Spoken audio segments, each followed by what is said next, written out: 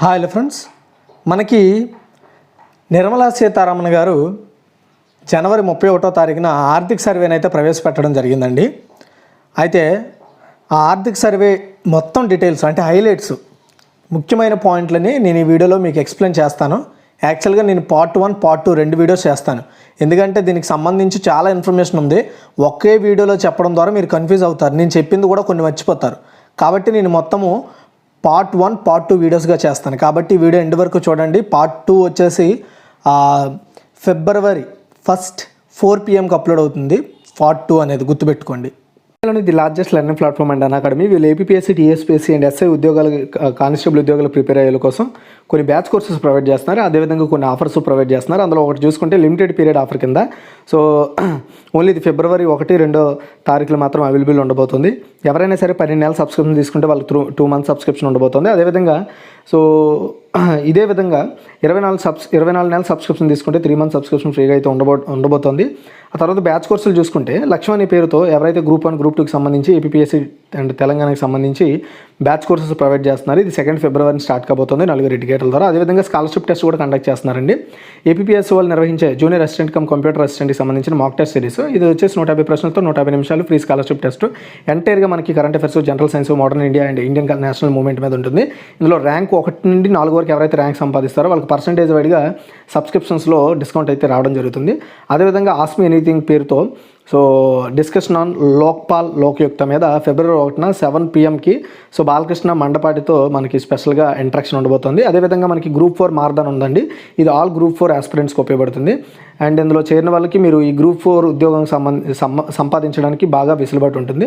చాలామంది ఎడ్యుకేటర్ల ద్వారా మనకి ఇది ఫిబ్రవరి 2 7 AM ఉండబోతుంది. ఇది తర్వాత వచ్చేసి నెక్స్ట్ మారదాన్ డ్యూయల్ ఎడ్యుకేటర్ సెషన్ అండి. ఇది ఎవరైతే స్టూడెంట్ రీజనింగ్ మీద డౌట్స్ ఉందో వాళ్ళకి వచ్చేసి ఎస్ గోరీ మహమ్మద్ అండ్ మహమ్మద్ అబ్దుల్ ఇసాక్ గారు 3 ఫిబ్రవరిన స్పెషల్ ఎడ్యుకేటర్ సెషన్ తీసుకుంటున్నారు. అందులో మీరు డౌట్ క్లియర్ చేసుకోవచ్చు.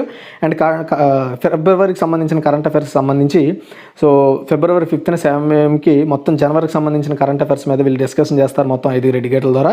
అండ్ ఇక్కడ మనం చూసుకుంటే ఫ్రీకి ప్లస్కి డిఫరెన్స్ చూసుకుంటే ఫ్రీలో అన్ని లిమిటెడ్ అండి, బట్ ప్లస్లో మాత్రం అన్ని కంప్లీట్ అన్లిమిటెడ్ అయితే రావడం జరుగుతుంది. అండ్ ఇందులో మీరు ప్లస్ సబ్స్క్రిప్షన్ తీసుకుంటే నచ్చిన ఎడ్యుకేటర్ ద్వారా నేర్చుకోవచ్చు. కంప్లీట్ ఎగ్జామ్ ప్రిపరేషన్ ప్లాన్ ఉంటుంది. రెగ్యులర్గా డౌట్ క్లియర్ సెషన్స్ ఉంటాయి. మొత్తం సిలబస్ కవర్ చేస్తారు. ఫ్రీ టెస్ట్ సిరీస్ ఉంటాయి. వీక్లీ మాక్ టెస్ట్లు ఉంటాయి. ఇందులో 1 మంత్ సబ్స్క్రిప్షన్ యాక్చువల్గా 1700 రూపాయలు అండి. కానీ కింద డిస్క్రిప్షన్లో అదేవిధంగా ఇక్కడ మీకు డిస్ప్లే చేస్తాను. EDUTUC10 అనే ఈ కోడ్ కానీ మీరు వాడితే 10% డిస్కౌంట్ వస్తుంది. ఏ సబ్స్క్రిప్షన్ ప్లాన్ మీద అయినా సరే మీకు డబ్బులు తగ్గుతాయి. ఎవరికైనా ఇంట్రెస్ట్ ఉంటే ట్రై చేయండి. ఇంటి దగ్గర ఉంటే ఎవరైతే కోచింగ్ తీసుకుందాం అనుకుంటున్నారో వాళ్ళకి ఈ ప్లాట్ఫామ్ అనేది బాగా ఉపయోగపడుతుంది. అయితే మనం ఈ పార్ట్ 1లో అసలు ఈ ఆర్థిక సర్వే అంటే ఏంటి, ఇది ఎప్పుడు ప్రారంభమైంది, అండ్ అసలు దీన్ని దేనికోసం చేస్తారు, దీనికి బడ్జెట్కి మధ్య తేడా ఏంటి, అదేవిధంగా బడ్జెట్కి ముందు రోజు ఎందుకు దీన్ని ప్రవేశపెడతారు అండ్ ఏంటి మొత్తం స్టోరీ అంతా కూడా ఆర్థిక సర్వే సంబంధించి మొదటి పార్ట్ 1లో తెలుసుకుందాం. పార్ట్ 2లో ఆర్థిక సర్వే 2022కి సంబంధించి హైలైట్స్, ఇంపార్టెంట్ పాయింట్లని పార్ట్ 2లో తెలుసుకుందాం. కాబట్టి ఈ వీడియో ఎండ్ వరకు చూడండి, మీకు తెలుస్తుంది అసలు ఆర్థిక సర్వే అంటే ఏంటి అనేది. ఓకే, ఎకానమీ రిలేటెడ్ క్వశ్చన్స్లో మీకు ఇది చాలా వరకు కూడా కవర్ అవుతాయి. ఇలాంటి క్వశ్చన్స్ అనేవి అడుగుతారు కాబట్టి మీకు ఇవి చాలా కవర్ అవుతాయి. దీని మీద ఎక్కువగా ఇంట్రెస్ట్ పెట్టడానికి ట్రై చేయండి. మీకు ఇంకేమైనా డౌట్స్, సజెషన్స్ ఉంటే కామెంట్ సెక్షన్ ద్వారా నాకు తెలియజేస్తే నేను వాటి మీద కూడా మీకు క్లారిటీ ఇవ్వడానికి ట్రై చేస్తాను. ఇది పార్ట్ 1లో నేను చెప్తున్నాను చూడండి. ఫస్ట్ అసలు ఆర్థిక సర్వే అంటే ఏంటి ఒక క్వశ్చన్ మీకు ఉంటుంది కదా, ఒక రన్నింగ్ నోట్స్ ఉంటే రన్నింగ్ నోట్స్లో పక్కన రాసుకోండి. అసలు ఆర్థిక సర్వే అంటే ఏంటి, గత సంవత్సర కాలంలో అంటే ఇప్పుడు 2022 బడ్జెట్ ప్రవేశపెడుతున్నారు అనుకోండి. ఫర్ ఎగ్జాంపుల్ 2022 బడ్జెట్ ప్రవేశపెడుతున్నారు. దీనికి గత సంవత్సరం అంటే ఏంటండి 2021. అంటే మనం 2021ని క్రాస్ అయ్యే కదా 2022లోకి వచ్చేది. కాబట్టి 2022 ఆర్థిక సంవత్సరానికి సంబంధించి బడ్జెట్ ప్రవేశపెట్టే ముందు దానికి ముందు సంవత్సరానికి సంబంధించి అంటే 2021 అనుకోండి ఫర్ ఎగ్జాంపుల్. ఈ 2021లో దేశ ఆర్థిక పనితీరు అండ్ రాబోయే సంవత్సరంలో ఆర్థికంగా ఎదురయ్యే సవాళ్ళను ముందుగానే అంచనా వేసి చెప్పేదే ఈ ఎకానమిక్ సర్వే. ఇంగ్లీష్లో ఎకానమిక్ సర్వే అంటాం, తెలుగులో వచ్చేసి ఆర్థిక సర్వే. ఓకేనా, గుర్తుపెట్టుకోండి, చాలా ఇంపార్టెంట్ ఇది. దేశ ఆర్థిక వ్యవస్థకు దిశానిర్దేశం చేస్తుంది అన్నమాట ఈ సర్వే.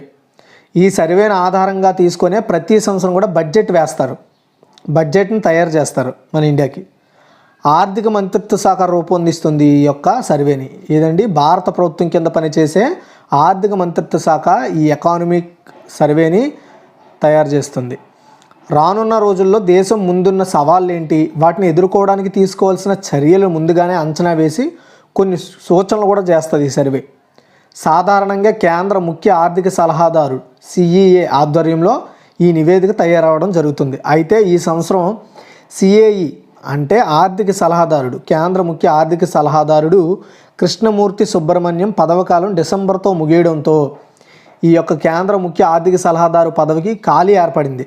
దీంతో ప్రధాన ఆర్థిక సలహాదారు ఆధ్వర్యంలో ఈసారి ఆర్థిక సర్వే రూపొందించారు. కేంద్ర నూతన ముఖ్య ఆర్థిక సలహాదారుడిగా వి అనంత నాగేశ్వర్ నియమితులయ్యారు. అయితే ఆర్థిక సర్వే రూపకల్పన నాటికి ఆయన ఇంకా బాధ్యతలు అయితే తీసుకోలేదు. ఓకేనా, గుర్తుపెట్టుకోండి, చాలా ఇంపార్టెంట్. అయితే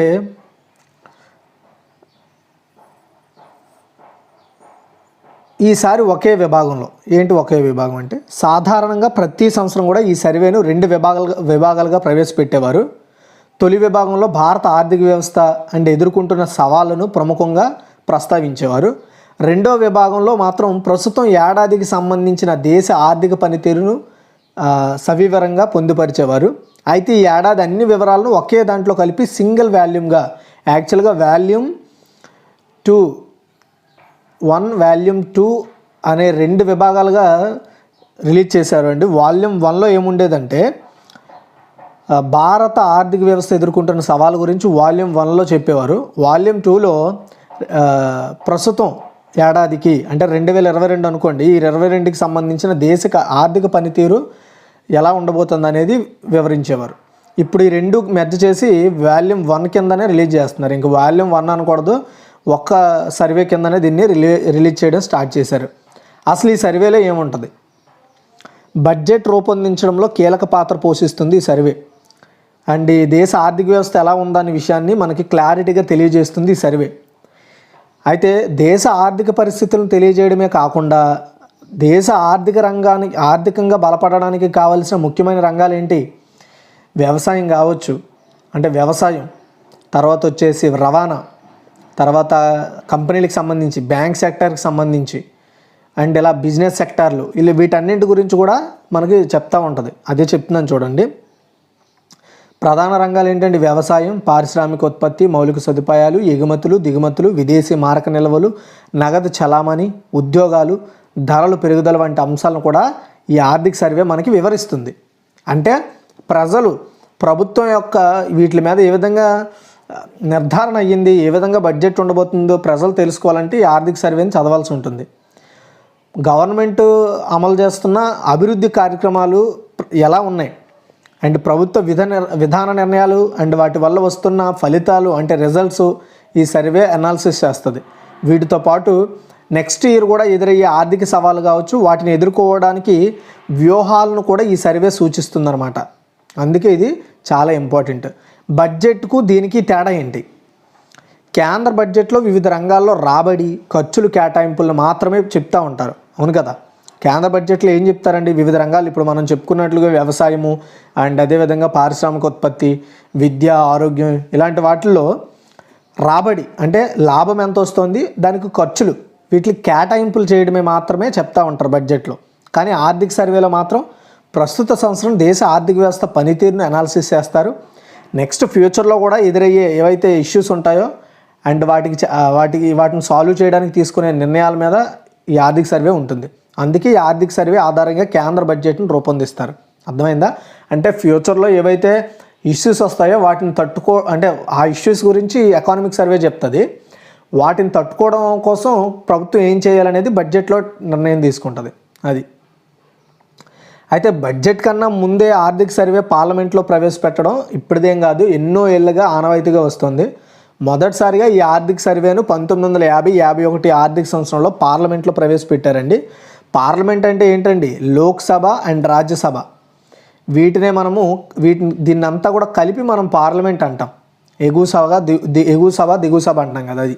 అయితే 1964 వరకు కూడా సాధారణ బడ్జెట్తోనే కలిపి ప్రవేశపెట్టేవారు. యాక్చువల్గా నార్మల్గా బడ్జెట్ ఇస్తారు కదా, ఆ బడ్జెట్తో పాటుగా ఈ ఎకనామిక్ సర్వే కూడా రిలీజ్ చేసేవారు. కానీ 1964 నుంచి దీన్ని బడ్జెట్ కన్నా ముందు ప్రత్యేకంగా ప్రవేశపెడుతున్నారు. కేంద్ర బడ్జెట్లో కేటాయింపులు ప్రతిపాదనలకు తేలికగా అర్థం చేసుకోవడం కోసమే ఇలా చేస్తున్నట్లుగా చెప్తున్నారు. అయితే